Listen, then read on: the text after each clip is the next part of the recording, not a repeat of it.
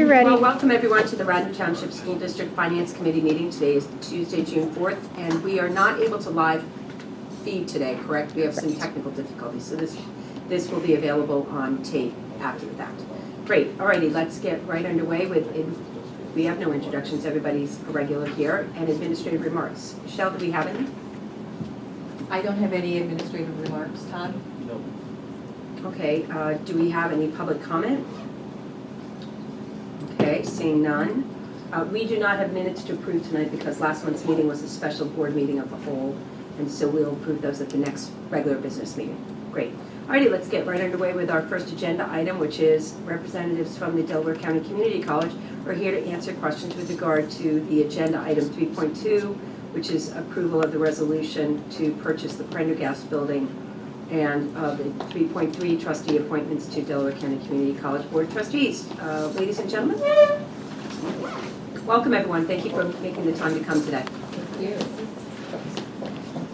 I think we have enough seats. You just want to turn your microphone on. Thank you.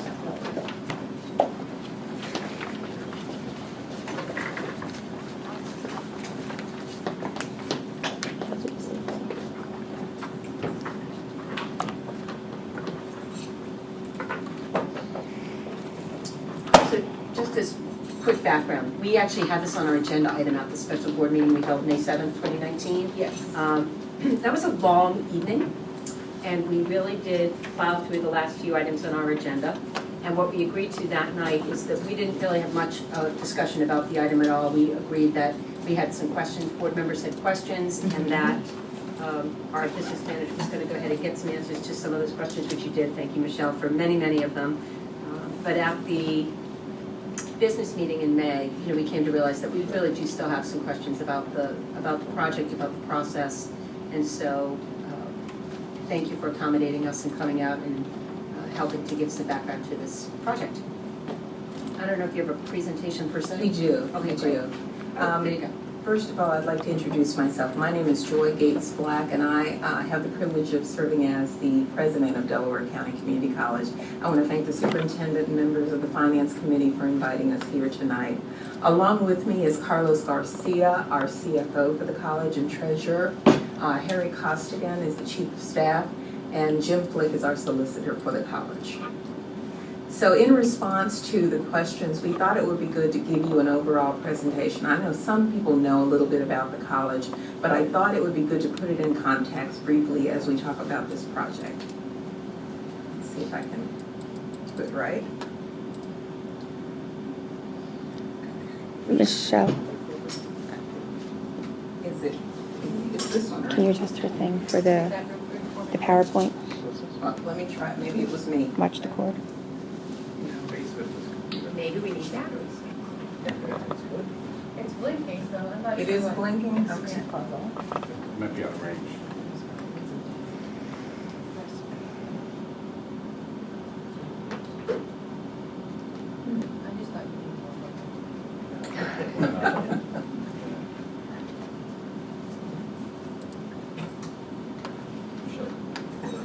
I just thought Michelle? I'm happy to move. That's okay. Okay. So going to, thank you, Michelle.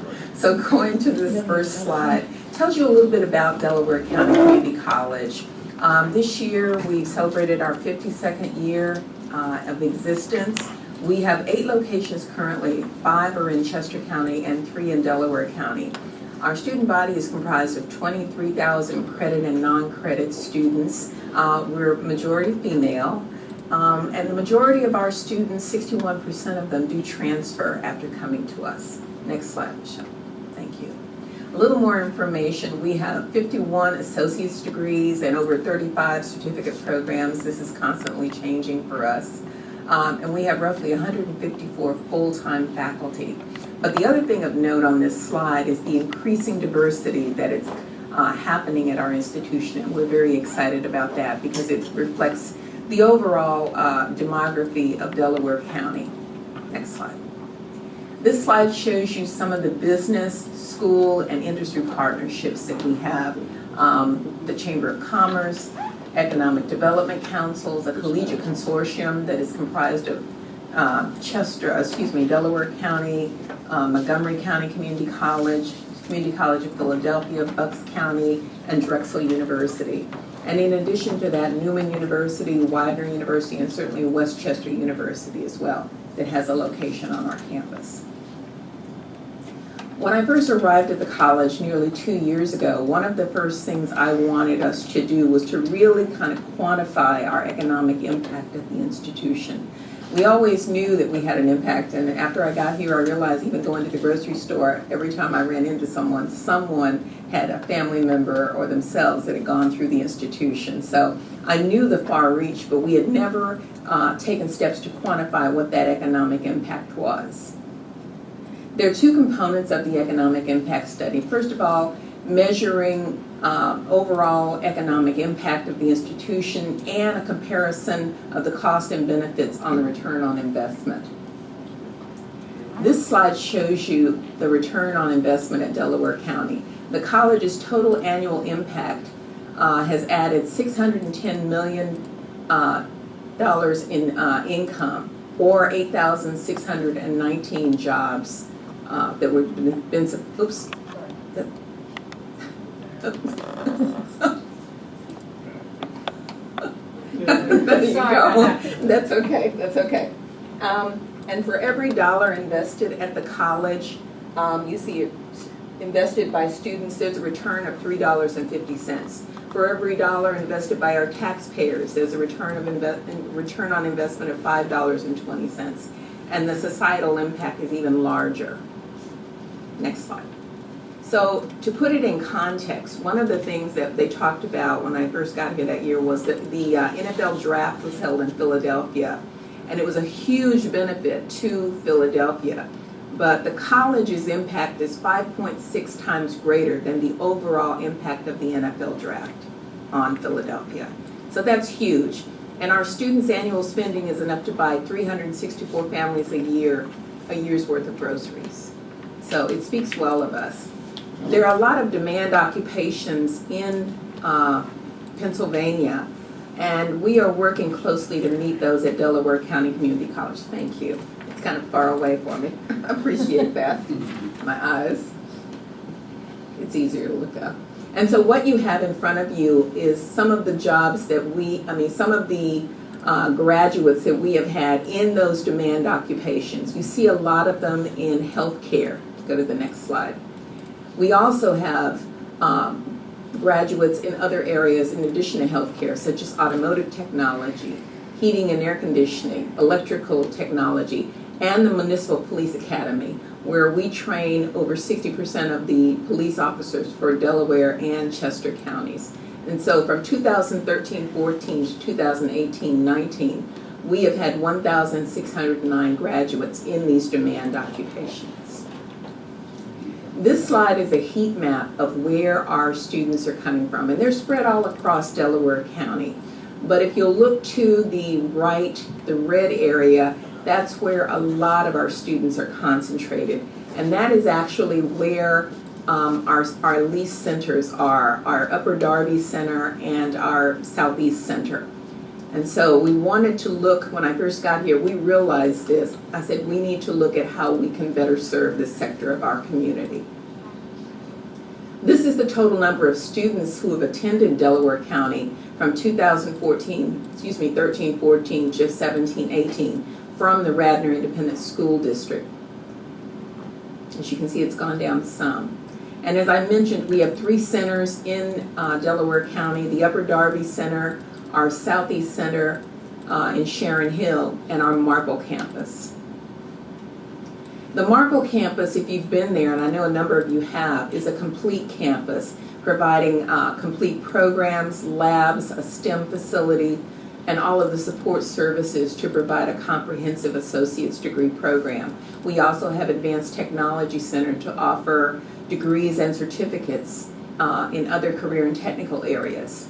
Our Upper Darby and Southeast centers are in lease space, and as such, we have limited opportunities to offer programs there and services. Neither of those spaces have labs, they're just classroom spaces. This makes it really difficult for our students because they're not able to get their full program of study at the Upper Darby or the Southeast campus, and so they have to travel by bus. Most of them do not have automobiles. They have to travel to the Marple campus. And on average, it takes an hour and a half and probably changing two buses to get from those locations to our Marple campus. So it is really inconvenient for our students, especially if they have family and child care responsibilities and if they're working. And we've seen an increase in the number of students working to go to school. So I'll talk to you now about the opportunity at the Pendergrass building. As I said before, we knew that we needed to do something to meet the needs of our students at our Upper Darby and our Southeast Center. And I had already, when I got here, commissioned the staff to begin to look for a space that might offer the opportunity for us to provide greater services to those students in that area. We learned about this opportunity just by chance, and so I'll tell you a little bit about our timeline, where we heard about it. First of all, we heard about it in October. The request for proposals was released, and at that time the deadline was also November 16th. That's how quickly it was. I even reached out to the Archdiocese to see about getting an extension, and that was not possible. And so what we wanted to do was a feasibility study to see if this was a good fit for the college. But at our December board meeting, we did have to, the Archdiocese did give us until December 19th, believe it or not, to get our proposal in. So our board did approve in December that we could at least submit a proposal. Again, understanding that it's not necessarily going to be accepted, but we were able to submit a proposal. In January, we shared the submission of that proposal with the college community during a town hall. And then we also shared it with our members of the liaison committee at the middle of January as well. Again, understanding it's just a proposal. It's not necessarily something that's a guarantee for us. But we did find out in February that our proposal was accepted by the Archdiocese, but they also put us under a restriction in terms of what we could talk about publicly. And that's been very difficult for us because we've never been in a situation where we could not move forward. We're a public institution to talk about those kinds of things. But we tried to comply with their wishes, although there were, and I'm sure you saw an article in the newspaper in February, and we really couldn't respond to that because the Archdiocese did not want us to do that. In March, our board did approve the budget and the purchase of the property, pending it going through specific iterations and other approval guidelines, such as coming to our school districts. And in April, the budget and the property resolution was distributed to our school districts for you all to consider. So this is a slide that talks about the college funding sources. And first of all, we receive funding from the Pennsylvania Department of Education. You'll hear us refer to them as PDE. We get operating dollars and capital funds. We get our funds from the sponsoring school districts. And those are the areas where we designate the funds based upon the needs of the institution. We get the largest amount of our funding from our students. And then, of course, there's other funding as well. And the other funding, in often cases, comes from grants. And this slide just shows some of the grants that we've received over the last 3 years from public, private, the percentage of grants from private, federal, and state dollars. Now, over the past 10 years, the college has been able to do a number of capital projects with the approval of PDE and with fundraising through our foundation. We've been able to construct our STEM complex. We worked on an auditorium at the Marple campus, our nursing simulation labs. Again, this is receiving funding through PDE. So the request to receive funding from them is not out of the norm to get that response very quickly. We also have fundraising, and we've received funding from individual private foundations and corporations, such as the ones that you see on the slide here in front of you. So how do we propose to finance this project? First of all, the capital funding would come from PDE, and it's a 20-year maximum. And we would use their PDE, if they're able to fund a project, which you saw on the previous slide, they've funded for us a number of projects over the last 10 years. then they fund 50% of the project. And we propose to fund the remaining funding of the project through the issuance of revenue bonds. And I have the team here in case I misstep and missay something so they can help me out. And then lastly, through a capital campaign through our foundation, which we've done in the past as well. The impact to the school districts would be a 4-year extension of the current commitment. So that's from 2034-35 to 2038-39. The current capital and debt service commitment would remain at the same level through 2039. As our current bonds mature, then the dollars, as I say, would be reallocated where they're most needed in those 4 buckets that I talked to you about. The impact to the school districts. First of all, I want to clarify the purchase of this property will not increase the indebtedness for any school district. The college, of course, will not move forward with the bond until we receive approval from PDE for the capital project. So if that doesn't happen, then the project doesn't happen. So I know someone may have seen in the paper that, you know, if we don't receive the money from PDE, that the school districts would be on tap for that. No, we would not move forward with the project if PDE does not provide the funding. And now Carlos is going to talk about the plot plan. It's a pleasure to be in front of the finance committee. Thank you for the opportunity to share this exciting project with you. What you see in front of you is an area picture of the property. Basically, this is the Pendergrass and Bonner School. They are located in the same property. On your left, from the plans in front of you, we have marked the buildings. There are, as you can see, there are 6 buildings that are part of the 8.5 acres that are being sold as part of this project. Obviously, the main building is at the front, which reflects, I mean, one of the conditions for us to acquire this property is to maintain the facade. I think it's a it's an area where the property has been identified and is almost like a landmark. So the Archdiocese has asked us to keep the facade as part of the overall project. But as you can see, marked in red, those are the buildings that the college doesn't have any use for it, so they will be turned down as part of this redevelopment of the project. As Dr. Blanques mentioned, the revenue bonds that will be issued, it is only for the 8.5 acres, not its entirety. The whole property is about 35 acres. So the only portion of the property is 8.5 acres, and they are marking in the plot that you can see in front of you. The next slide will show you what after we have redeveloped the property, how the DCCC building will be structured. Basically, the main building will have labs, will have all the different programs that we are intended to offer to as a full service campus. And as you can see, there is on the annex on the left, that is where the majority of our labs will be located. And as you can see, the front of it, toward the corner, we have an architectural design that matches, and it does in contrast with the facade of the property. And the back we'll continue to use the gymnasium, and that's also going to be available to the community.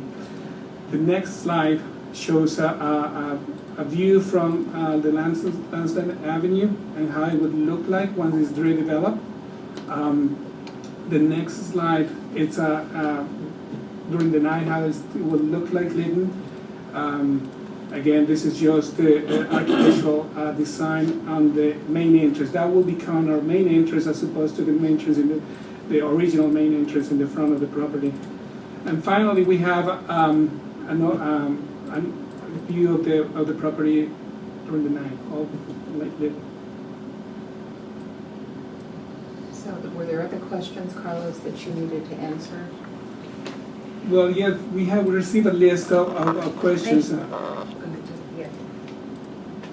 So thank you very much. We received a memo from our business manager where many of our questions were already answered. So the board actually has that information, and it was, I think it's been made public, yes? No? The memo? Jackie's telling me it has not been made. Okay, so we may need to make that part of our, this is gonna be on the June agenda, so we should probably submit the memo as part of the supporting document, which actually brings me to my very first question. This presentation that you have tonight, do you have it available electronically, for us to? We can get it to you, yes. Okay, so I know that board members who aren't able to be here tonight, and even I would find this particular presentation helpful. So maybe as we ask a few questions, we can focus on the questions that weren't answered on the memo, because not everything was. But thank you for that. Did you have other information you wanted to share with us? This is all the information we have Okay. prepared, but we're ready to answer any questions. Great, all right, so I don't want to open it up. Sarah, do you have questions? Yeah, I do have a couple.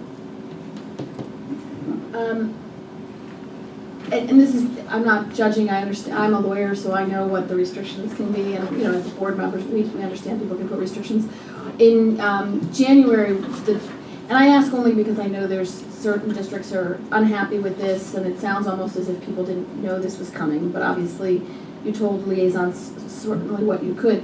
Were they given copies of the proposal that was submitted, or were they just told generally that the We were proposal not was able to share that at that time because we did not know at that point who else was also applying for that, who had submitted proposals at that point. Got it. Oh, that's helpful. And once you were awarded the bid in February, you couldn't even tell the liaisons that you'd been awarded the bid, that was part of the restriction. We did tell them we were awarded that, we did. Okay, We okay. did let them know that, but again, that was really, they were very strict in terms of what we could share. Got it. It's operating under a different rules than I'm used to working under, but we tried to comply, but it was very difficult, and ultimately it did get in the newspaper, and we were, according to the Archdiocese, just able to say that no agreement of sale has been signed yet. And that's really what we were able to say. And even to this point, of course, no agreement of sale has been signed. Okay, that's fine. And I understand, so this will extend the we would need to extend the existing agreement with the school district. And you've said it wouldn't increase our borrowing, but does it, how will it change the operating expenses on a year-to-year basis? It won't necessarily Okay. change. Your commitment to the college would remain. And then again, we allocate our funds based upon those 4 buckets based upon the needs of the college. So it's not like we are coming to you for an increase because of the purchase of this property. So once this property is built out and operating, I think I remember you're planning to close some of the leased spaces, or not No, necessarily? we have not said that because Okay. again, we don't have an agreement of sale, and I honestly want to be sensitive to our employees and their Okay, families. certainly. What we are saying is this does provide a potential for us to do that. But Okay. again, it's still very early in the process, and again, there's no agreement of sale. We haven't done our due diligence because we have no agreement of sale, Got it. and so those kinds of things. So we're still very early in the process. Yes, is we what are. you're saying. Let me ask it a different way then, because I think if Radnor has a certain dollar figure that it spends in a given year towards the college's operating expenses, but I think our commitment is actually based on, it's an allocation, it's not a flat dollar amount from year to year. And I guess the concern that I have is if you're adding an operating location, that would increase our commitment. But I haven't seen the underlying agreement to know if it's just, we have a commitment based on our tax base, so maybe this is a question for you, and I'm not sure. Well, the calculation of the prorated portion, I mean, in the aggregate, the school districts contribute 8.4 million to the college. Okay, Altogether. right. That is the particular, the specific portion for each individual school district get calculated using a formula based on the tax equalization. So let me simplify. Is the 8.4 million going to change from year to year? No. You don't see that increasing. So the additional, if there were additional operating expenses, they would likely come from PDE funding or actually from tuition? From the cost of building or renovating this facility, we would get that from PDE Okay. to be able to do that. The monies that we receive from the school districts, we allocate into those 4 buckets that I mentioned in that slide as we need them to do that. As those current bonds mature, we would reallocate funds to support those others as we see fit. But I think Sarah's asking a different question. The $8.4 million operating budget. So 5 years from now, the building's up and running, and you've either closed Southeast and the Darby Center, the Upper Darby Center, or you haven't, I don't know. How do you expect to have an additional building open and running and not see the $8.4 million operating budget increase to some amount more than 8.4, such that the formula would be applied and the cost sharing for Radnor would in fact go up?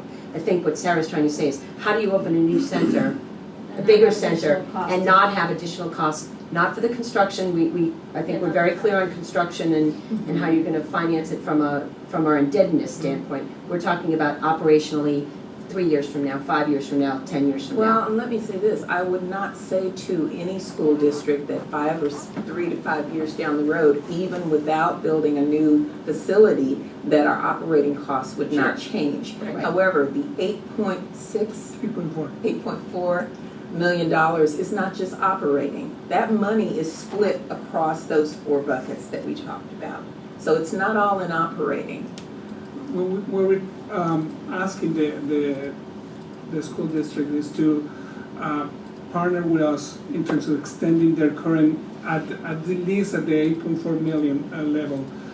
If we go back in history, the increases for every year as an aggregate hasn't been higher than a 1%, and that's just to keep it in check with the Act 1 calculations.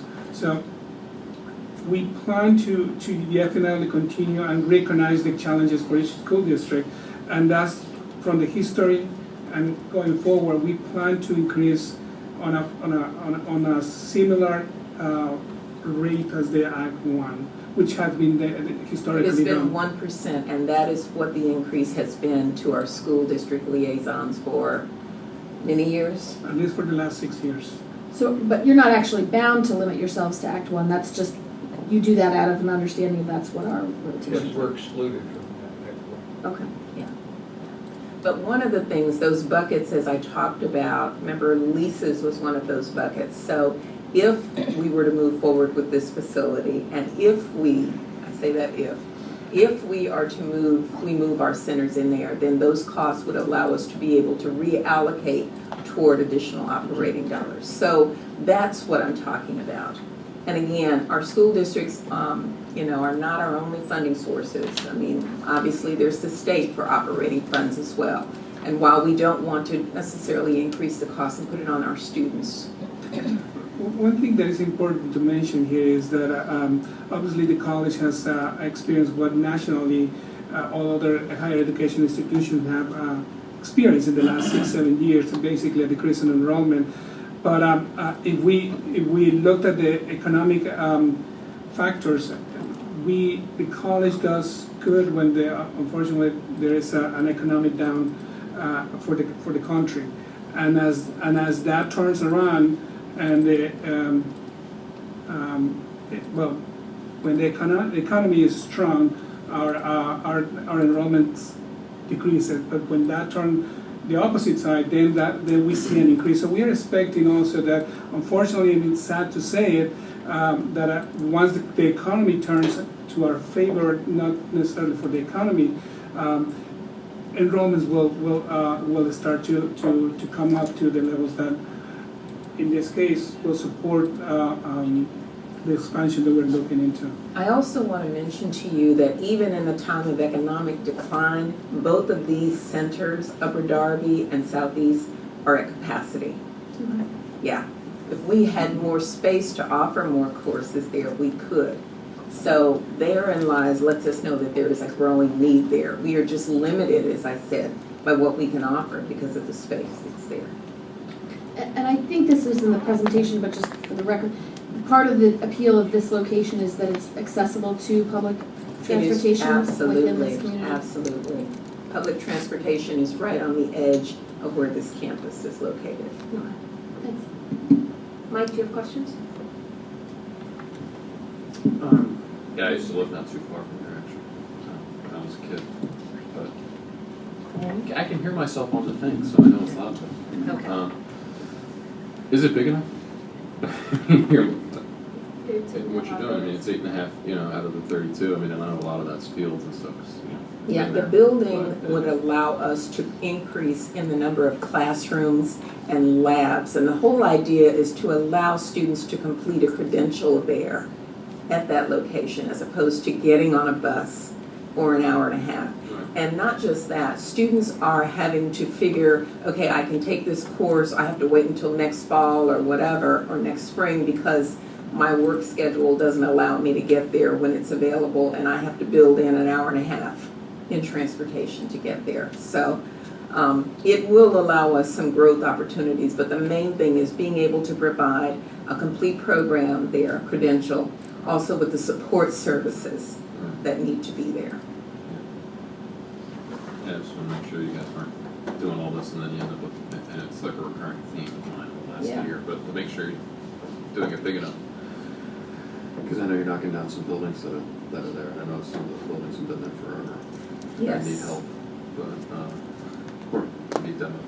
But I just want to make sure you get it big enough, and again, living down there for a while, it is near all the SEPTA stuff, so. Well, and the site would allow us to bring forward certainly all of our transfer degrees, opportunities for those, but also career and technical education as well for that community to be able to provide those marketable skill certificates that allow people to go directly into the workforce and get that first job and then maybe come back and take a second certificate that allows them to continue to grow in education.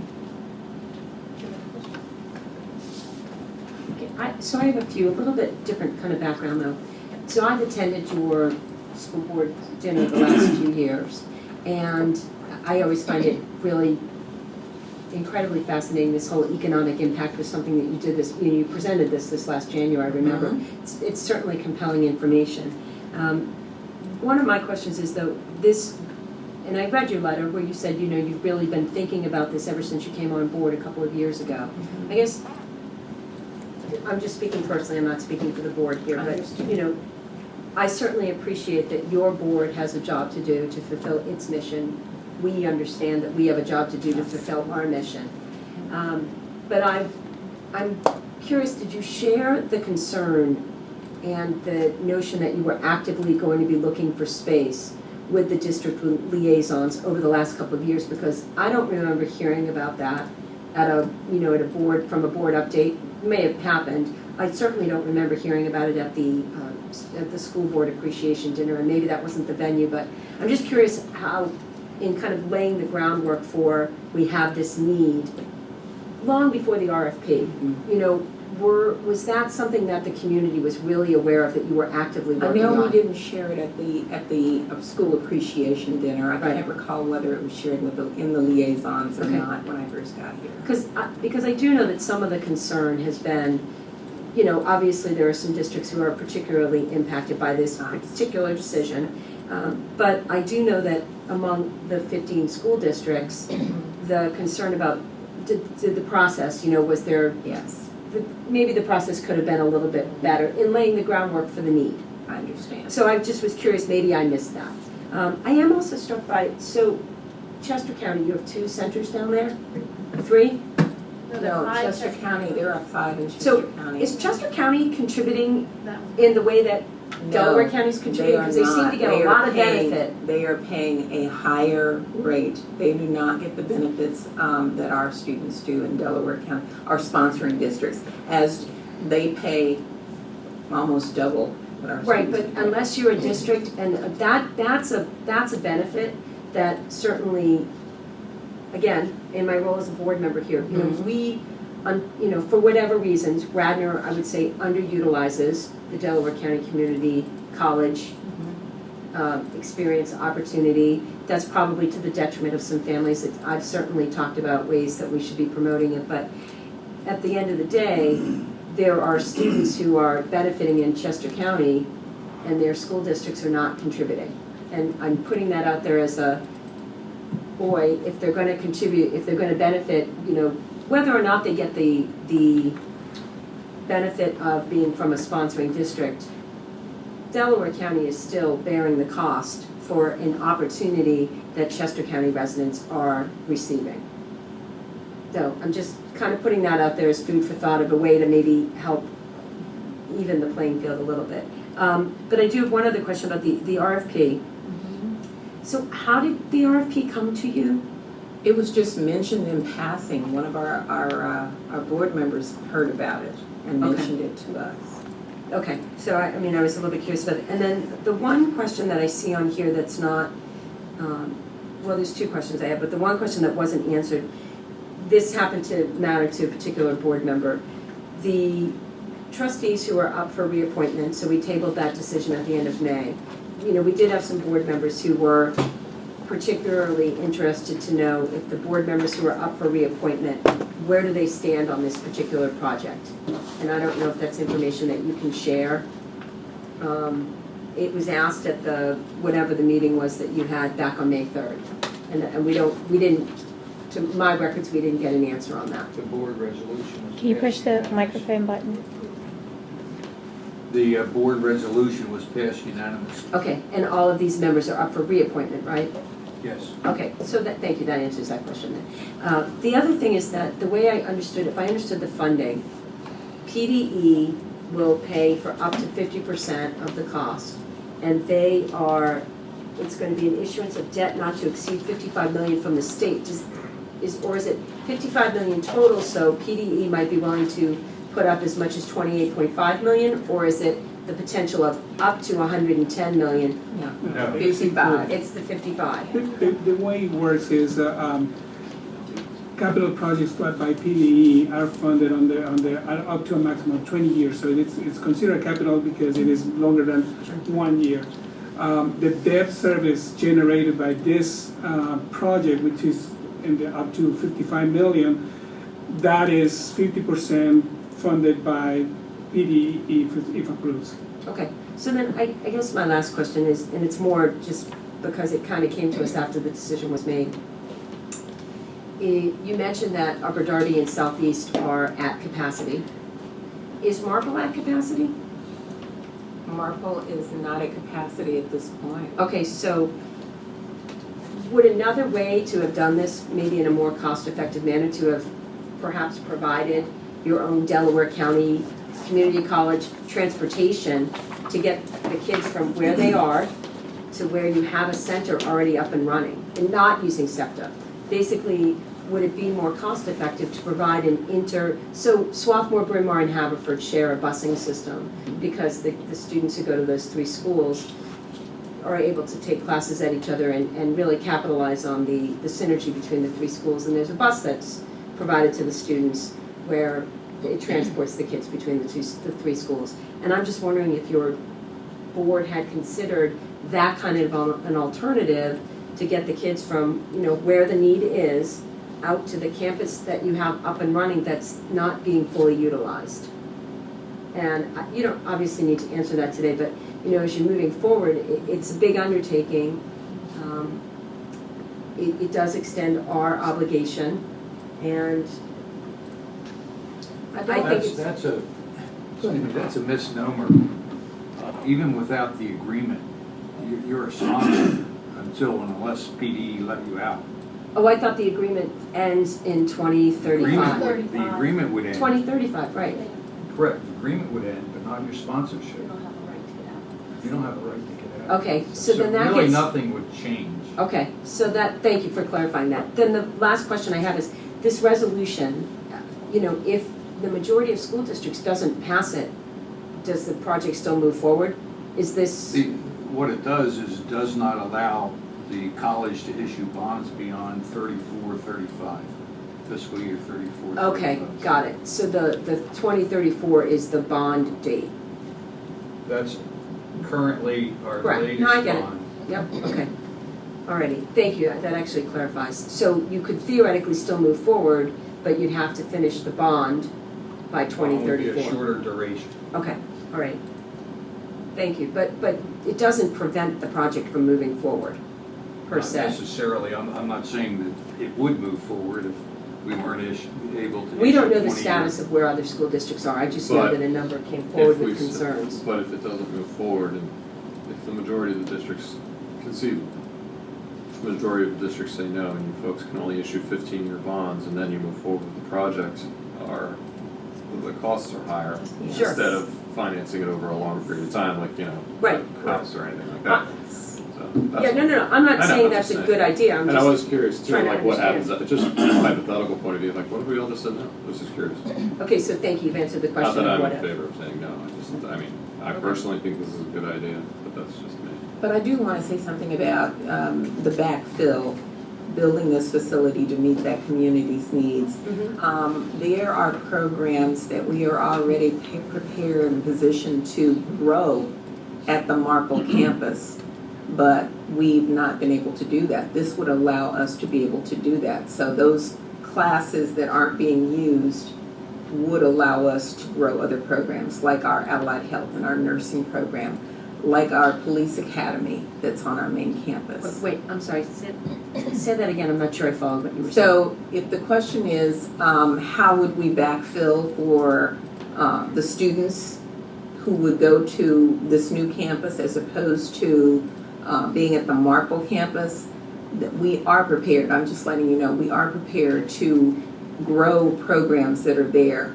We are not moving programs, we would, if anything, continue to offer them there and grow them, but we would offer opportunities also at the other campus. I didn't really, it's not something I really expected, it was more of a, were there other options considered rather than this, undertaking, purchasing this particular property to meet the needs of the community. But it sounds like you have other goals in addition. So, we're not here to give a recommendation tonight. Right. Right? Tonight was about gathering information, it's a roll call vote. Understood. This will be an opportunity for all of our board members to hear the answers, see the presentation, and get the background. And I mean, I have to say, personally, I agree with Mike. Having gone to the presentation, there is a huge, really tremendous value to the community college. It's underutilized in Radnor, and we continue to try to think of ways to. We would love to change that. Yes. Well, actually, that busing system that I mentioned might assist because you can't really get to the Marple campus from Radnor by public transportation. It's not, pardon me? So you just drive down to, my aunt used to work there. I said- Drive down to 52. I said by public transportation. So, if we have students who don't drive or don't have cars, there may be a way to try to increase the, the availability of the opportunity. But anyway, so thank you very much. I Thank appreciate you. it. Alrighty. Thank you. Thanks.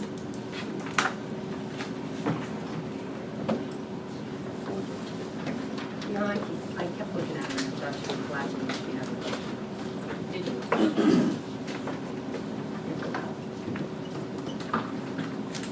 Okay. So I think we can kind of skip over 3.3. We got that question specifically answered. And again, it's going to be a roll call vote anyway. Thank you all so much. Thank you. And let's welcome Zach from PFM, Public Financial Management, who's going to be going over our bond status and options. In 6 minutes or late. No, we have to, yeah. Zach, please, thanks. We know that I say. We want to see your face. Making you a board member tonight. There you go. That is nice. I'm on one board, that's enough. Okay, great, we'll walk through this handout. Great. Also with me is Mike Lillies and Lawrence Diddell from RBC, Garrett Moore from PFM, and not in the audience is Ed Murray from Benning and Scattergood. So we're going to talk about two things tonight. We're going to review the refinancing plan that we just completed. Well, we completed 2 of the 3 steps. So give you an update on that.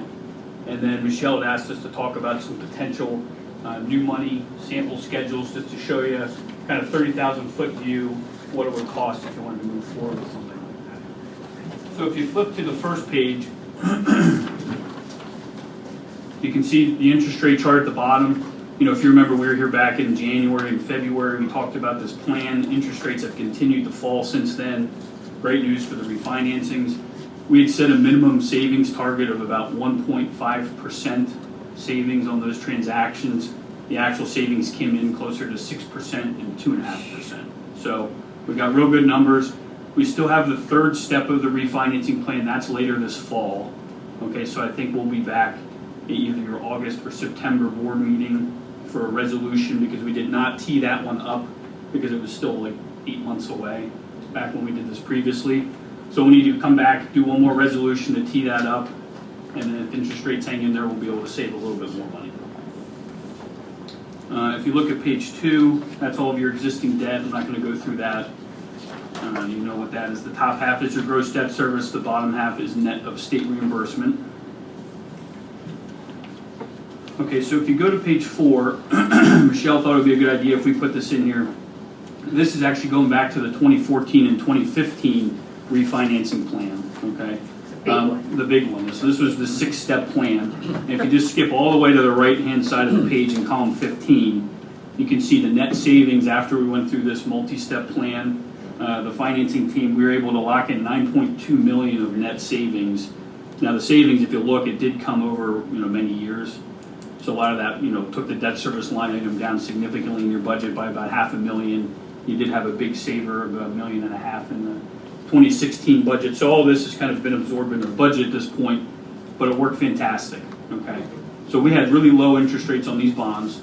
Now these are the bonds that we've actually been looking at refinancing, because it's been 5 years since we did these. They have a 5-year call date. So if you flip to the next page, so page 5, there's 4 columns here. The first 2, which is marked step 1 in the blue and step 2 in the yellow, those are what we've completed so far. So on step 1, we were able to save just over $500,000, $537,000. You can see the savings percent was 6%. Again, so the minimum that we wanted was 1.5%. So we're well above the minimum. And you can see in column 7 how that savings is going to be taken. Again, you get a bulk of it in the 20 budget, and then you save about $30,000 a year, $27,000 a year for the next 12 or so years. So the yellow one, step 2, we probably didn't think we were actually going to do this transaction. Again, we kind of cherry-picked portions of the 2013s and 2012s. So we picked the right maturities that were able to be refinanced. We saved about $268,000. Again, these are all net of costs and net of state reimbursement. About 2.7%. So in column 8, you can see how the savings falls again. And then the orange one, which would be step 3, this one we can't execute until the fall. So this will be why we'll come back in either August or September. And I think we would set the same minimum savings target of 1.5%. Hopefully we'll be well above that if interest rates hang in there. Right now, conservatively in column 9, we're showing about $200,000 of savings. If we did this today, we'd be higher than that. So over in column 10, hopefully by the time we're all done with this refinancing plan for 2019, we'll be north of $1 million of net savings again. So very successful plan. One thing that really helps with this is your strong credit rating. Okay, the better the credit rating, the lower the interest rates we can get. So that, coupled with the low interest rate environment, is what's helping to generate these savings. Okay? So I'm going to pause quick. This is the refinancing section. We're going to talk about the new money next. So any thoughts or questions about this? Everybody else said, I know you've been through this a few times now. Not a lot of questions when there's good news. Yeah. So on to the other news. So page 7, we have a few bullet points. All right. Now, in the past 10 years, we have not done any financing projects where we're borrowing new money. Okay, we've only done refinancing. So we did want to put some 101 down here to talk about. So feel free to ask questions. So at the very top, it kind of talks about why we're here to talk about a $20 million project, improvements to the district's high school athletic field master plan. I know this is very preliminary. Okay, so 20 million is just a ballpark number. The first bullet point here talks about approaches to new money financings. There's different ways you can borrow new money related to the timing. So you can borrow kind of a short-term interim funding if you needed to get the project started. Typically, I don't think we would need to do that at Radnor. A current funding, which is where we wait for the bids to actually come back. So I don't know what the estimated timeline would be if you move forward with a project like this. But in that situation, you can actually wait until you get the bids in hand. That way you can know how much money to borrow. okay? You can borrow before you get bids back. Now, when you do that, you are taking a little bit of a bet as to how bids are gonna come in, and then you make up the shortfall with cash, or you might have borrowed a little bit too much money and you'd spend that on kind of additional projects, all right? And then multiple financings is a combination of the two. You know, that's kind of where we would break it into probably two phases. You'd borrow one bank qualified, then you would do a second borrowing. The second borrowing would wait until bids come back. That way you can borrow kind of the perfect amount. That way you get some money now to start the project, some money later. That's a pretty typical way that school districts in PA would finance this type of project. So we don't need to know any of this now. Obviously, this is still preliminary, but this is just to kind of get your thoughts. Real quick, if a district has the money, what are the advantages of any of these? Well, particularly the interim or the advance? You mean if you have the money available to you and you don't want to borrow it, or? Correct. I mean, why? Yeah. Why would it? If you have fund balance, why? Sure. Is there an advantage to these? No, that's a good question. To the interim or to the advance? So right now the interest rate environment we're in again is very low on the long term. Okay, and I don't want to say it's high on the short term, but right now there's an inverted yield curve, meaning that the short term rates are actually higher than the longer term rates, kind of out into the 10 and 15 year period. So the cash that you have on hand, you can actually earn, 2.5%, based on your interest rates, and you can actually go out and borrow a little bit lower than that right now, depending on how long the structure is. Now, depending on this transaction, it may be longer, but the point would be that you can preserve cash because you can earn interest on it, and you can borrow at very low rates, because you can always pay back the debt early if you choose to in the future. Number two, a reimbursement resolution. This is something that you can pass at one of your upcoming meetings. It's a simple 1 or 2 pager that bond counsel can provide. And what this does is it allows you to reimburse yourself in the general fund should you choose to from a borrowing for startup costs. All right, so it's just an easy thing you can do. You don't have to reimburse yourself if you don't want, but this way it's a belt and suspenders approach just to make sure that you're kind of passing all the tests and following the rules. So I have a question on that I think is actually for Michelle, but these expenses, feasibility studies, traffic studies, those could be paid out of our capital fund if we needed it to, right? I mean, if we said we don't want to touch our general fund for this project for some reason, these would be considered capital expenses even though in and of themselves they are capital. You can pay for them out of the capital fund, yes. Okay. Fund 32. Yes, Fund 32. Yep. And again, it doesn't force you to reimburse, just allows you to. So under item 3, this is a little bit of a compliance bullet here, but the main bullet here, number 1, expenditure test, is that if you borrow the money, you want to have the reasonable expectation that you're going to spend 85% of it within 3 years.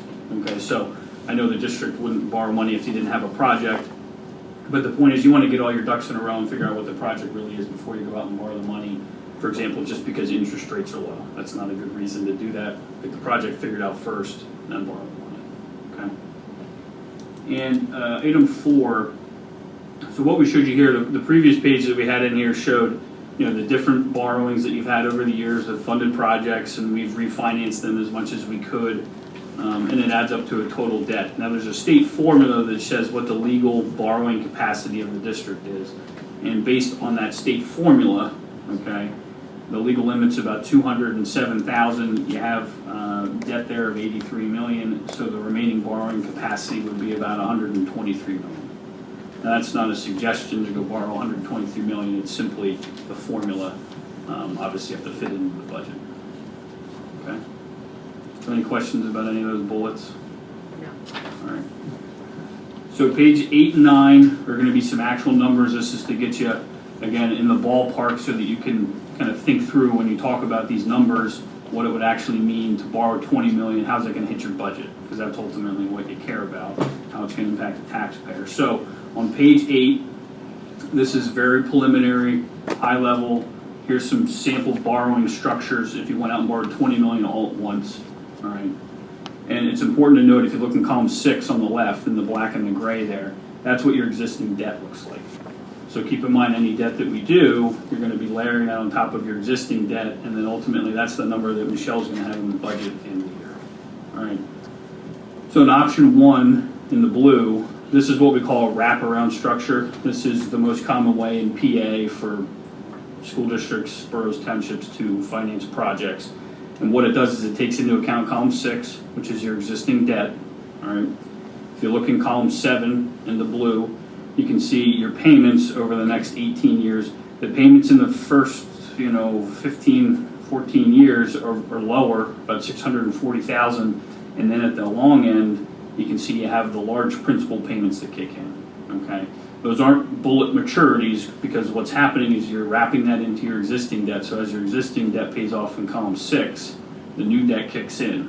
When you think about debt on a school district level, it's really pieces of the puzzle, and all of your different issues are the puzzle, okay? So the net effect in column 8 is that your budgetary impact, you're going to go up to about 7.1 million, and it kind of runs a little bit just based on your local effort that you receive. But it's going to have essentially the lowest budgetary impact of all these scenarios, okay, because you're wrapping. So the next 3 options are kind of more standard 20-year level in the red, 25-year level in the green, and 30-year level in the purple. And think about it similar to a home mortgage. If you do a 20-year level borrowing, okay, in column 9, you're going to see your payments $1.3 million every year.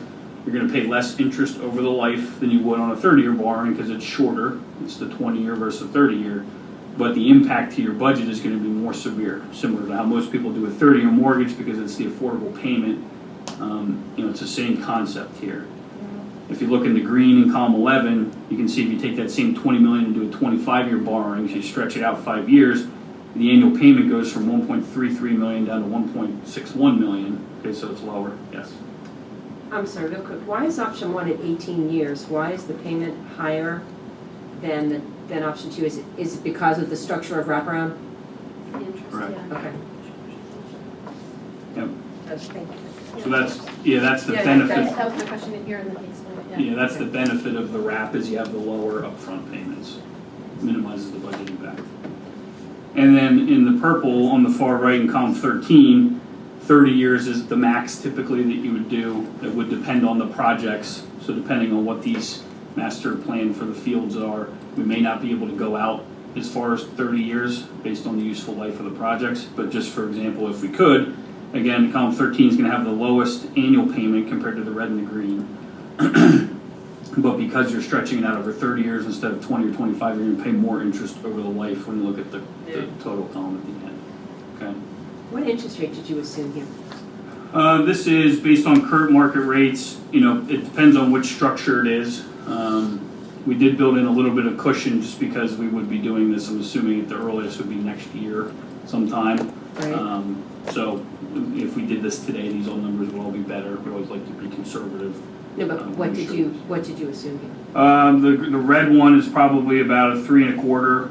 Oh. The green one's probably about 350, and the purple one's probably closer to 375. Don't quote me on exactly that, but that would be the all-in borrowing rate approximately. And the blue? The blue would probably be around a 350. Be a little bit higher than the red because it's back-end weighted. Yep. Okay. All right, so what we're going to do on the next page is show you what the blue would look like if we broke it into 2 borrowings. All right. The point of this would be you get bank qualified interest rates and call features instead of borrowing $20 million all at once. And I know we've discussed bank qualified a lot in the past. This would be breaking it into 2 pieces. All right. Some of that would depend on how quickly you needed to spend the money. If you're going to spend all this money over summer, well, then we probably wouldn't do that. But if it's a slower spend and you have the ability to do that, it's an option that you can look at. So again, column 5 is your existing debt, all right? And then what we did in step 1 is we borrowed, just below $10 million. This says next spring. So you have the 5-year call feature, the bank qualified interest rates. So column 6 shows the debt, all right? And then in the red, what we do is we do approximately 1 year later a second cleanup issue. So this would be the one where we wait until we get the bids back. Then you can borrow the real kind of right amount of money. Again, the 5-year call feature. And then column 7 shows what that debt would look like. So at the end of the day, you have $20 million for new projects, and your budget would look like column 8. So again, this is just an option. We don't need to know any of this now, but this is something that we would think about in the future if you do decide to move forward with the project. And just remind me what the call feature means. So So the call feature is how quickly we can come back to refinance the Oh, that's debt. right. So back to the 6-step plan that we did in 14, 15, those had a 5-year call feature because they were bank qualified, so that's why we were able to come back and refinance them in today's market.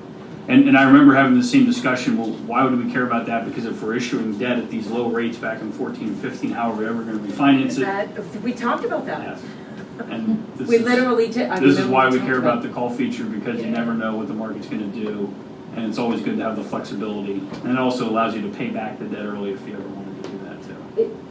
I'm sorry, go ahead. No, so that was actually my question. You can't do any repayments, you can't make any early payments before the 5 years? Before the 5-year period. Okay, So you'd wait, so let's just say you had some money that you wanted to use to pay off the debt, we would wait for the 5-year call feature. okay.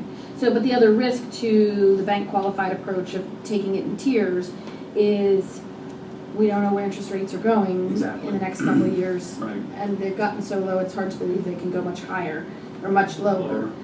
Tell me, what did you, so the same way you told us kind of what you, I know you built in a cushion, what cushions did you build in here? What were your These estimates for interest rates? these would be, if, you know, a 1/4% or a little less than the previous page.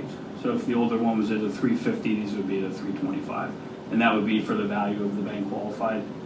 Okay.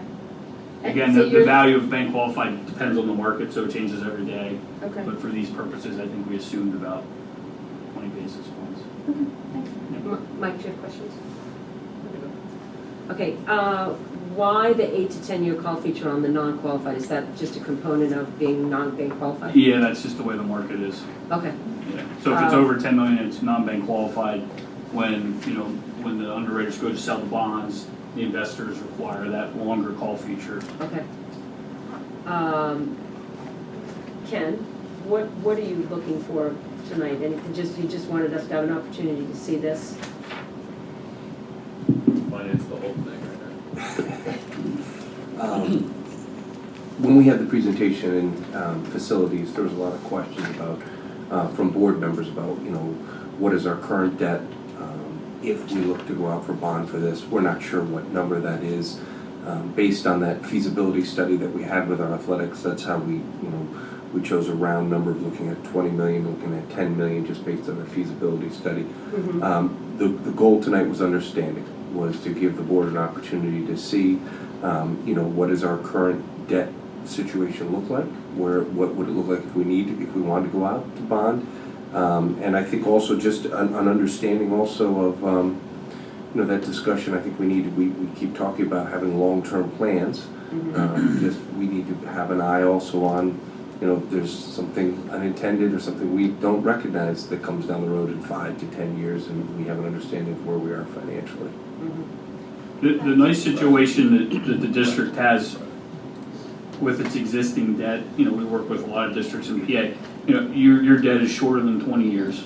Yeah. So it does allow you to, in debt world, that's short. Yeah. So it does allow you to wrap new debt around the existing debt, which minimizes the impact. If, for example, you know, you were a district that had debt that went out 28 years, which there's plenty of them, you don't really have the ability to wrap around 28-year debt. It's a lot harder and more expensive. So the wrap structure does make sense here. There are situations where it doesn't make sense. You do have the ability to utilize that. Okay, we can do the wrap. Oh, yeah, the bank call thing, right? Yeah. Go ahead. So just, because I wasn't around for the last time we did one of these, can you just explain a little bit of the timing? I'm noticing that you don't have a first payment from us till June of 2021. And I guess some of that's because you're saying it'll take us a little while to do this, but what's the time, like if we miraculously were really on the ball and in June, in our meeting in 2 weeks said, actually, we want to borrow the first bank qualified $9.9 million now, Sure. how quickly does that turn around? So we can work, you know, with Michelle, and we've done this before, on structuring the new debt. So if you told us tonight you wanted us to go do one of these, but you didn't want to have a payment in the 2020 budget or something like that, we do have some flexibility with payment dates and how long it is until the first interest payment is in order to fit it within your budget. Can I just add one thing to that? I'm not proposing a Okay, panic. good. One of the things we have to be really conscious of as we move forward with this is we have to make sure that we have projects and that we're going to spend the money. If we're going to borrow borrow it, because what Zach will not want to hear from us is that we borrowed in June and in August we want to give the funds back. Yeah, no, I got Okay, well, thank you, that was super that helpful? helpful. Go ahead, Ken. Oh, yeah, And really just helpful, thanks. in working with other districts and just try to help put things in context, I mean, you shared with us on page 7, you know, our remaining borrowing capacity, and I know you shared, wouldn't be recommending, nor would I be recommending we go to that, but what, you know, as a school district, and, you know, sometimes not knowing what the future holds or different pieces, is there a rule of thumb or a guide you give districts when they're looking at their borrowing capacity? Yeah, good question. I think, Yeah, way to go to the files, it really was a good question. what, I'm gonna pull out your last rating report. I believe in the rating report, it does cite manageable debt burden. Sounds familiar? Mhm. Yeah. Yes. So in their eyes, you have manageable debt burden, meaning you don't have too much debt, it has a short amortization on it. So, I mean, it all depends, you know, the rating depends on a number of different things, not just your debt. But in their eyes, in the financial world's eyes, in Wall Street's eyes, in the investor's eyes, you know, Radnor does not have some excessive debt burden, which is a good thing. And that's what helps you have such a high credit rating. Okay. Does that answer your question?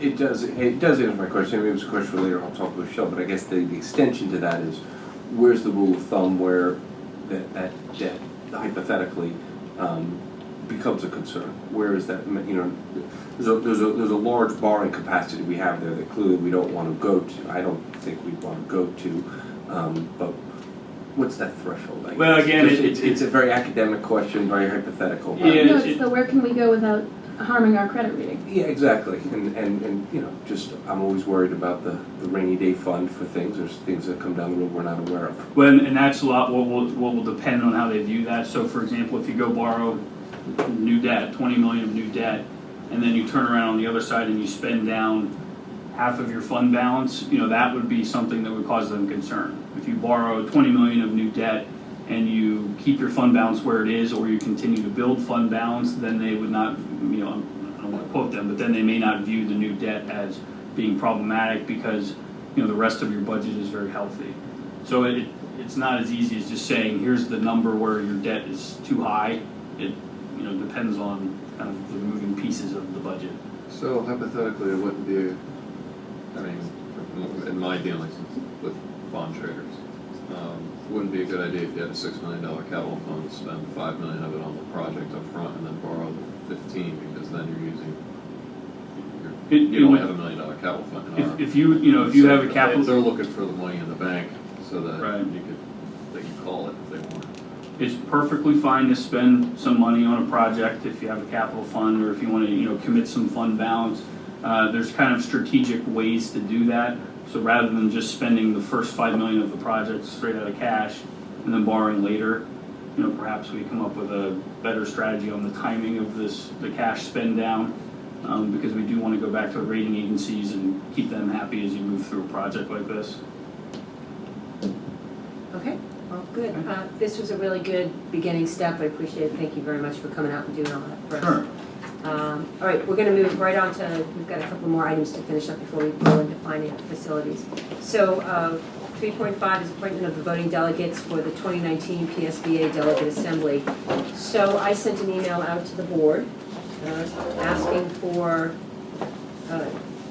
letting me know if you'd be interested. To date, I've heard from Andrew Babson and Sarah Dunn. Mike, I don't know if you have any interest. Okay, so, and I've not heard from other people who are still able to, do this. We have a board member who could potentially do it, but there may be a conflict. So what I'd like to do is that the committee recommend that we put on the agenda Andrew Babson and Sarah Dunn. And then the question is, if between now and the June 25th meeting, if I have a third name, we can just put that on the board agenda, correct? All right, but for now, it'll be Sarah and Andrew, if that works for Mike and Sarah. And if you don't have it while we're preparing the document, you can always do it at the board meeting Right. on the 25th. Okay, so we'll do that. Okay, great. Let's move into board action items. So these are items that we can expect to see on the June 25th regular business meeting for approval. There's some supplemental contracts, approval of contracts. I do not quite understand the frontline one, so I actually have a question about that. We will be appointing Todd Stitzel to the Delaware County Public School Healthcare Trust again. It will be helpful for the district if we give them approval to pay bills in July and August while we do not have a meeting in July. And then you can expect to have bids that you're going to be presenting to us on the June 25th agenda. And then food, leftover, okay, what, the food one? Yeah. Okay, go ahead, what you, I do want to just say, so we're going to be donating leftover food from the cafeterias to the Salvation Army Homeless Shelter and the PTO. The PTO, I'm going to put a little plug out there, is the middle school PTO is doing a really great thing there, making baskets for students in need. So if you look on the middle school website, there is a little sign-up sheet if people want to connect. I know they're doing the collections tomorrow, just to help families in need over the summer. So, Sarah, you had a question? No, I was gonna flag that, but also, just wanted to make sure that the difference between them is maybe some of what we've got to donate is too large bulk to be donated to individual families or the PTO. Like the packaging doesn't allow it, there's a reason we're donating, I have no objections to Salvation Army, I just, if we have specific members of the community. We've always donated to the Salvation Army Homeless Shelter. I did get an email from Susie Bruins this afternoon. Bruns, yeah. Bruns, right. Bruns late this afternoon saying that PTO, they actually would like some of those items to be donated to, there's a food bank in Radnor, and I don't remember the name of it. There is It's at the United Methodist Church right across the street. Yep. Exactly. So the PTO has asked that if there are items that can be contributed to them, that we also consider that as well. So I could add them absolutely to this. A lot of times we do not have a lot of small packaged items left at the end That's of the what year. I figured it was. It's mostly items that are fresh, that are going to go bad, containers of milk, things like that. So certainly whatever we have that we can donate, we're happy to do that directly to families. Okay, so Frontline, can you walk me through, I don't really exactly understand what this is. Oh, thank you. Sure, I can walk you through that. So when a teacher or a parent chooses to take a day off, they must go into a software system and record that absence. Okay. That absence is then used by the substitute vendor to acquire substitutes. Our current vendor, they have their own mini program for Frontline that they own the data. We do not own our data for the substitutes. So when we transition into a new vendor, we do not have rights to that data. So I did not want that to happen in the future. So what we did is we have an agreement with the new vendor that Frontline will be the software vendor, which the teachers currently go in there. But as part of our agreement with them, we did not want to pay for that software, but we wanted the rights to the information. So we own the rights to all of our information. However, the new substitute teacher vendor is going to reimburse us that cost, so it is no cost to us. So Insight wasn't already using Frontline? Insight does use Frontline, but we wanted to own our data. So that no matter which vendor we So if ever we- decide to use? Correct. If we go to a different vendor in the future, it's our data. We can then contact those substitutes and tell them who our new vendor is and those type of things. But it is no cost to us. It's included in the original cost of Frontline of Insight to reimburse us for the Frontline cost. Okay, well, thank you for clarifying that. Does anybody else have any questions about that? Mike? Okay. All right, so we can expect to see those on the June agenda for approval. Is there any new business? Susan, I just have one item I wanted to let you know about. It is the end of the year, and at the end of the year, we always have a lot of disposals and things that are no longer needed in the buildings.